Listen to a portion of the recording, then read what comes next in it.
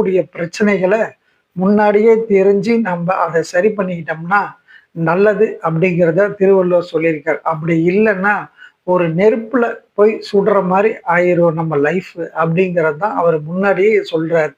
ஆகவே இந்த 12 ராசிக்கும் 27 நட்சத்திரக்காரர்களுக்கும் என்ன மாதிரி பாதிப்புகள்லாம் உங்களுக்கு லைஃப்ல வரும் அப்படிங்கிறது தெரிஞ்சுக்கிற பதிவை வருமுன் காப்போம் அப்படின்னு இந்த பதிவுல பார்ப்போம். அதுவும் இன்றைக்கு குறிப்பாக அதாவது சிம்ம ராசியில் பிறந்தவர்களுக்கு எப்படி இருக்கும் அப்படின்னு பார்க்க போனா, சிம்ம ராசியில மகான் நட்சத்திரம் 1, 2, 3, 4 பாதங்கள்ல பிறந்தவங்களுக்கும், அதாவது அவங்களுக்கு என்ன மாதிரி நோய் பிரச்சனைகள் எல்லாம் வரும்னா, மூக்கு, தொண்டை, காது அந்த மாதிரி சொல்லக்கூடிய அந்த இடங்கள்ல சிறு பாதிப்புகள் எல்லாம் ஏற்படும்.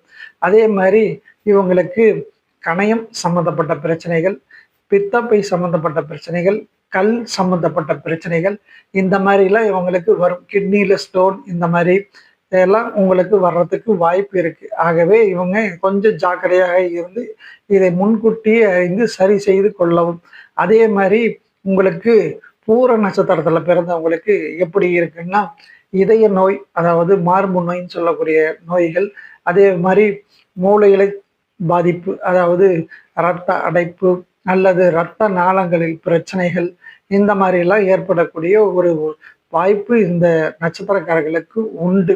அதே மாதிரி இரத்த அழுத்தம் அப்படின்னு சொல்லக்கூடிய ப்ரெஷர், அதே மாதிரி மயக்க நிலை வரக்கூடிய நிலை, மைக்ரேன்ஸ் தலைவலின்னு சொல்லக்கூடிய அந்த மாதிரி சில மாற்றங்கள்லாம் இவங்களுக்கு கண்டிப்பாக வரும். ஆகவே இவங்க கொஞ்சம் முன்னெச்சரிக்கையாக செயல்படுவது மிக மிக நல்லது. அதே மாதிரி இந்த நட்சத்திரம், அதாவது பிறந்தவங்க எல்லாம் கொஞ்சம் ஜாக்கிரதையாக செயல்படுவது நல்லது.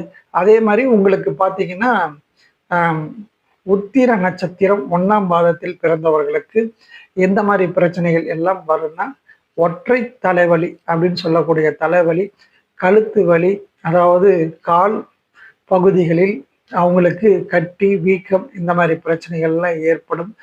வயிற்று வலி அப்படின்னு சொல்லக்கூடிய வயிற்றுல அவங்களுக்கு சில பிரச்சனைகள்லாம் வரலாம். அதே மாதிரி அல்சர் சம்பந்தப்பட்ட நோய்கள் எல்லாம் வரலாம்.